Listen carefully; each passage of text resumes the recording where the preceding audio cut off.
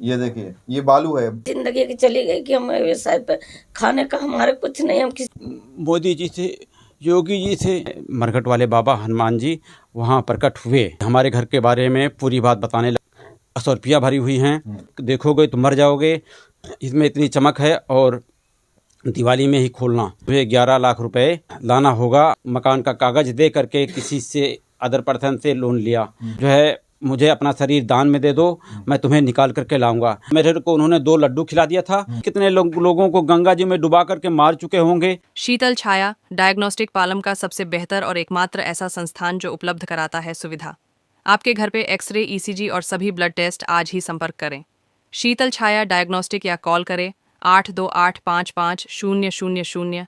नमस्कार दोस्तों, पालम न्यूज पे आपका स्वागत है। तो कुछ दिन पहले आपने सुना होगा कि दिल्ली में एक तांत्रिक के चक्कर में आकर, पैसा बढ़ाने के लालच में आकर 3 व्यक्तियों की जो है वो मौत हो जाती है।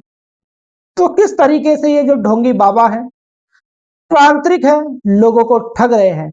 एक ऐसी ही ठगी का मामला सागरपुर थाना क्षेत्र में आया है। यहां पर एक बुजुर्ग दंपत्ति रहता है, उनके घर में किराएदार होता है और वो किराएदार की बातों में आकर कैसे तांत्रिक बाबा के पास पहुंचते हैं। वो तांत्रिक बाबा उनसे करीबन 17 लाख रुपए जो है वो ठग लेता है।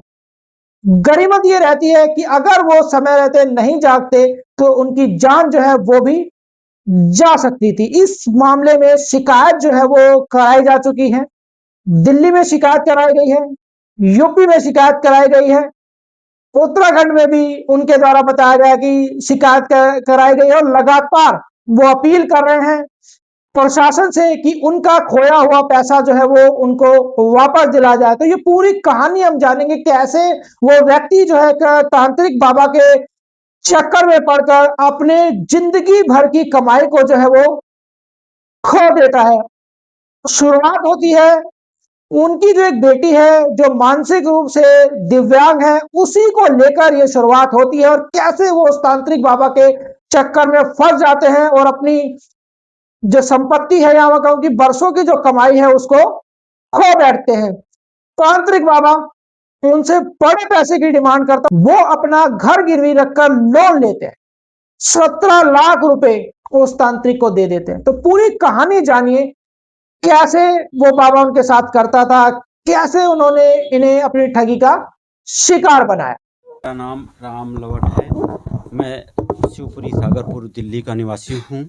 मेरी बेटी मानसिक रूप से बीमार है और मेरे किराएदार नंदराम और उनके बीबी बच्चे कहने लगे कि उनके दामाद राहुल के गुरुजी हरिद्वार में रहते हैं, जो बहुत बच्चों का इलाज कर चुके हैं और बच्चे ठीक होकर के खुशी खुशी रह रहे हैं।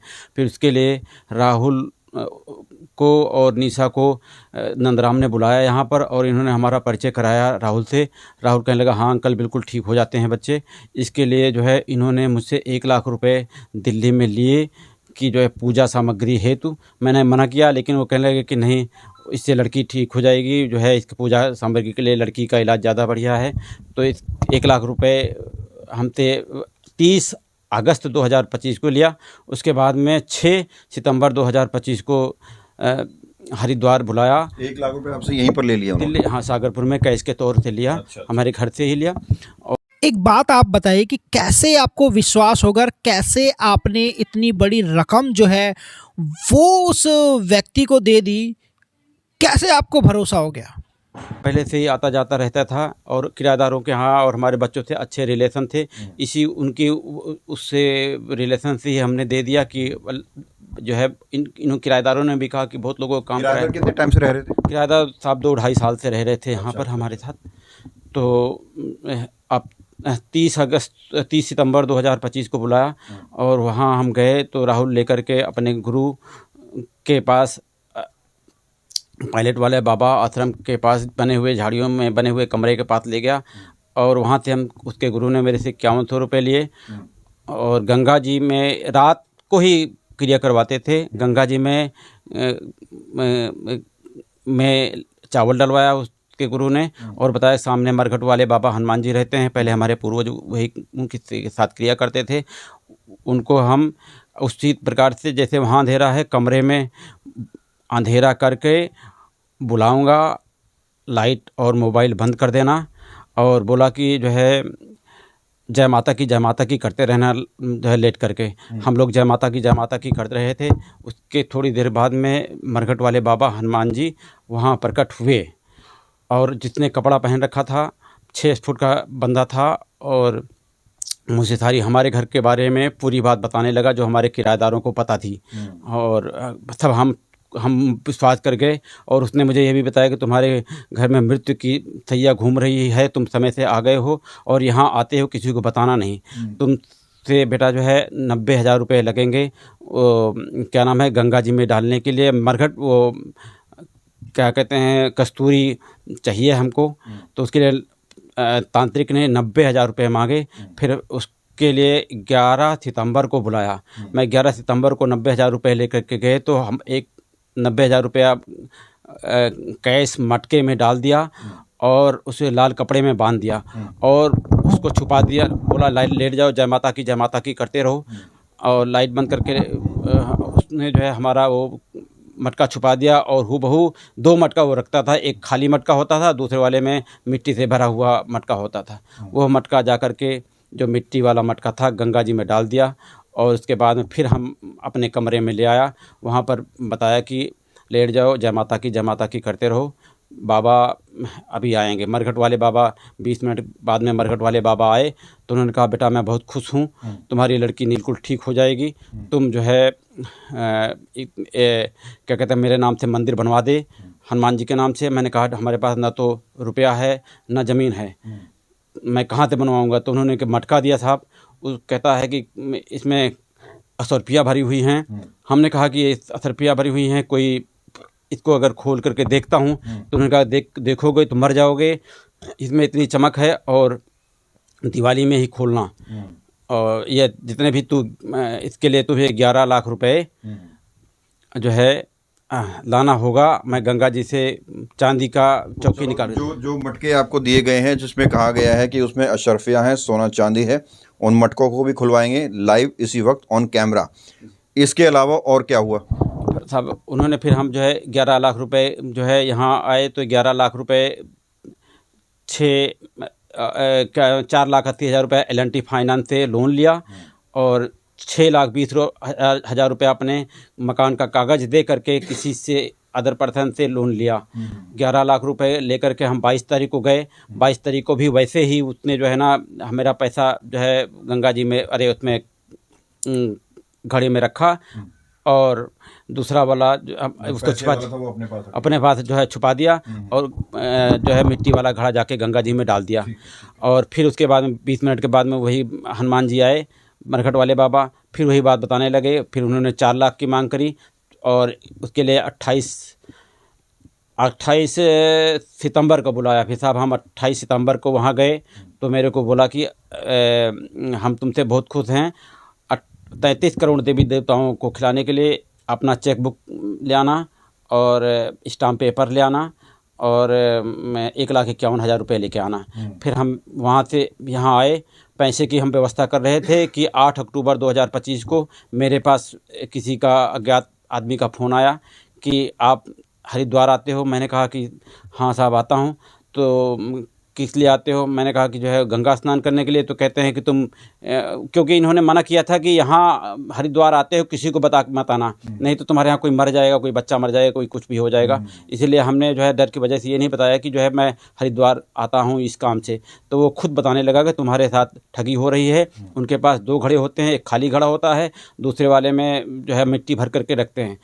जो खाली वाला घड़ा उसमें कैश डालता है और लाइट बंद करवा करके जय माता की करवाते हुए वो जो है खिसका देता है। और ऐसे ही 4 बार तुम्हारे पास 3 बार किया है। अब दिवाली में तुम आओगे तो तुमको मियाँ बीबी को गंगा जी में, क्योंकि चावल डलवाता है रात में तुम्हें पीछे से धक्का दे देंगे रात में चावल डलवाने के बहाने, और तुम लोग गंगा जी में मर जाओगे। और तुम्हारी बेटी को रेप करके या तो बेच देंगे या गंगा जी में डुबा देंगे। और साहब उसके पहले भी हमारे को जो है जब 4 लाख रुपए लेकर के गया था, तो उन्होंने कहा था कि जो मरघट वाले बाबा कह रहे थे कि बेटा गंगा जी में कूद करके जो है मुझे अपना शरीर दान में दे दो, मैं तुम्हें निकाल करके लाऊंगा। मैं जैसे खड़ा हो रहा था गंगा जी में जाने के लिए, तो मेरी वाइफ ने मेरा हाथ पकड़ लिया कि हाँ जी। तो हमको कुल मिला के वो मारने के चक्कर में थे। मेरे को सबसे पहले जब पहली बार ही हम गए थे तो मेरे को उन्होंने 2 लड्डू खिला दिया था, और हमारे जब कभी हम लेट जाते थे तो मेरे ऊपर से अंधेरे में ही मेरे पीठ पर कुछ करते थे, क्रिया करते थे। वो मुझे पता नहीं, मैं उन्हीं की बात मानता था साहब। और अभी उसके बाद में जब मुझे पता चला मेरे साथ ठगी हुई है, तो मैं यहाँ आया, जो है पुलिस दिल्ली सागरपुर पुलिस को भी मैंने बोला कि जो है मेरा एप्लीकेशन कर लो, तो इन्होंने जो है मेरा जो है एप्लीकेशन नहीं लिया। फिर मैं मुख्यमंत्री के पास गया, मुख्यमंत्री जी ने इनको फ़ोन किया, राजकुमार जी SHO को, तो ये कह रहे कि इनकी फ़ाइल जो है हरिद्वार जाएगी, क्योंकि हरिद्वार में ठगी हुई है। लेकिन मेरी ठगी तो सागरपुर में भी हुई है ना, 1 लाख रुपये यहाँ मेन जो है शुरुआत तो यहीं से हुई है, हम तो यहीं से जानते हैं। फिर इसके बाद मैंने जो है ना उनको फिर मैंने 8 दिसंबर को दोबारा कंप्लेंट लगाई, और वो भी नहीं लिया। तो फिर मैंने स्पीड पोस्ट से भेजा, और वही कॉपी मैंने जो है प्रधानमंत्री जी को और होम मिनिस्टर को, LG को, सभी कमिश्नर पुलिस को भी भेजा है उसी की कॉपी। सबसे रिक्वेस्ट है, और अनुसूचित जात आयोग को, महिला आयोग को, मानव आयोग को भी भेजा है, विकलांग आयोग को, क्योंकि मैं भी विकलांग आदमी हूँ, मेरी बेटी भी विकलांग है, इस वजह से साहब अनुसूचित जाति का भी हूँ मैं। तो आप जी साहब। तो ये वो खजाना है जिसे तांत्रिक बाबा ने दिया था और बोला था कि इसके अंदर हीरे जवाहरात, सोने, चांदी या सरफियाँ हैं। और लेकिन जब घर आके खोलते, मना किया था दिवाली से पहले खोलने के लिए, लेकिन जब खोलते हैं तो ये देखिए किस तरीके से इसके अंदर जो बालू है वो भरा हुआ मिलता है।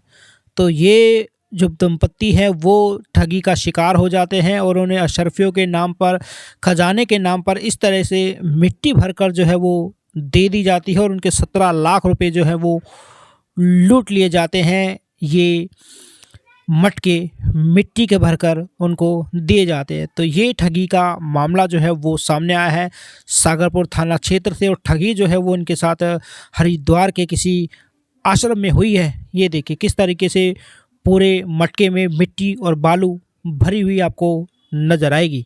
हमारी पूरी जिंदगी की चली गई कि हम व्यवसाय पे, खाने का हमारे कुछ नहीं, हम किसी से मांग के लाएं तो खाएं या कुछ करें, कैसे करें हमसे कुछ समझ में नहीं आता सर। क्या करूं कि तो पैसा दिलाया, पुलिस कुछ कर नहीं रही है। मैं बेटी को लेके कहाँ जाऊं? बस सबको लिख दे रहे हैं, कोई जवाब नहीं दे रहा, ना कोई हाँ कर रहा, ना कोई ना ही कर रहा, ना कोई कह रहा कि पैसा देंगे कि नहीं देंगे। बस यही कर रहे हैं। हम तो ये सरकार चाहे कि हमारा पैसा मिला दे, बस दे दे पैसा, बस और क्या चाहे हम। उनको अरेस्ट किया जाए, अरेस्ट करें या पैसा दिलाएं, हम ये चाहते हैं और कुछ नहीं चाहते हैं। हुआ कि वो लोग जो है पाखंड कर रहे हैं? नहीं, कभी नहीं शक हुआ। ये कहें कि हम भाई जैसे, घर जैसा है हमारा, हम ऐसे रहेंगे। प्रेम से बोलते थे, हंसते थे, बैठते उठते थे, खाना पीना कुछ मैं बनाती थी तो बोलते क्या बनाए हो, मेरे को भी दे दो खा लूं, तो दे आती थी। हमको क्या पता कि हमारे साथ हमारा गला काट रहे हैं कि बेटी का, कि मेरे आदमी का। तो उसके बाद किराएदार से कॉल टेक करने की कोशिश नहीं करी आपने? कॉल वॉल खो किया, कोई उठाते नहीं है, बोलते नहीं है, ना उठाएंगे कॉल, ना बोलेंगे, कुछ नहीं करते थे। बाबा को कॉल किया था, उसने भी नहीं उठाया? बाबा भी नहीं अब उठाते हैं, ना उनका दामाद भी उठाए, कोई नहीं उठाता। बेटी भी नहीं उठाती है, ना बेटा उठाए, ना दामाद उठाए, ना उनका आदमी उठाए। मोदी जी से, योगी जी से, और धामी सरकार जी से, और दिल्ली मुख्यमंत्री जी से, और राष्ट्रपति जी से, होम मिनिस्टर जी से, सभी से हमारा यही अनुरोध है कि हमारे जो 17 लाख गए हैं उन बंदों को अरेस्ट करके जो है हमारे वो पैसे दिलाएं, और हमारा FIR दर्ज करवाएं। और जो ये इनका बहुत बड़ा ग्रुप चल रहा है, बहुत बड़ा गैंग चल रहा है, ताकि दोबारा किसी के उनको अरेस्ट किया जाए, ताकि दूसरा किसी को जो है किसी के साथ ऐसा अनहोनी ना करें। पता नहीं कितने लोगों को गंगा जी में डुबा करके मार चुके होंगे, ये किसी के पास रिकॉर्ड नहीं होगा।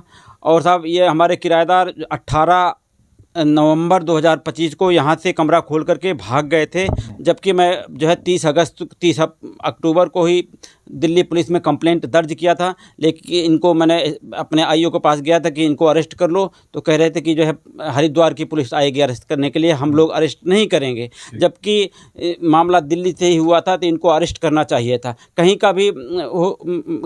कहीं भी घटना घटित हो, लेकिन जब यहाँ पर जो है आरोपी यहाँ पर हैं तो उनको जो है अरेस्ट करना चाहिए था, लेकिन उन्होंने साफ साफ मना कर दिया था। राजकुमार एसएचओ जैसे भी बात हुई, उन्होंने कहा तुम झूठ बोल रहे हो, और हमारे को बहुत कुछ सुनाया। मैं बस योगी जी मुख्यमंत्री जो है धामी सरकार जी से अनुरोध करता हूँ कि हरिद्वार में मेरे साथ ठगी हुई है, आप हम वहाँ के जो है मुख्यमंत्री हैं, जो है हमारा पैसा, इनको अरेस्ट करवाइए, इनसे पैसा दिलवाइए। और योगी जी आपके ही इलाके में ये बंदे छुपे हुए हैं, जो आरोपी हैं बिजनौर में छुपे हुए हैं, इनसे को अरेस्ट करवाया जाए। और हमारे मुख्यमंत्री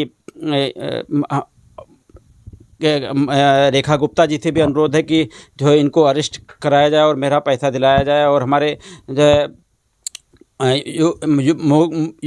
मोदी जी से भी अनुरोध है, हाथ जोड़ करके विनती है मोदी जी से और अमित शाह जी से कि हमारा पैसा दिलाया जाए। एलजी से भी हमारा अनुरोध है, उपराज्यपाल जी से, कि हम पैसा हमारा जो है उनको अरेस्ट करके दिलाया जाए। यही तो देखिए, पूरी कहानी जो है वो आपने सुनी, कैसे किराएदार के जरिए, उनके दामाद के जरिए वो बाबा तक पहुंचता है, बाबा कैसे पूजा कराते हैं, फिर उनके सामने कुछ चमत्कार जैसी चीजें कराते हैं, वो घर के बारे में बताते हैं, ऐसे ऐसे उनका ब्रेन वॉश जो है वो कर दिया जाता है। उसके बाद उनके साथ 17 लाख रुपए की ठगी हो जाती है।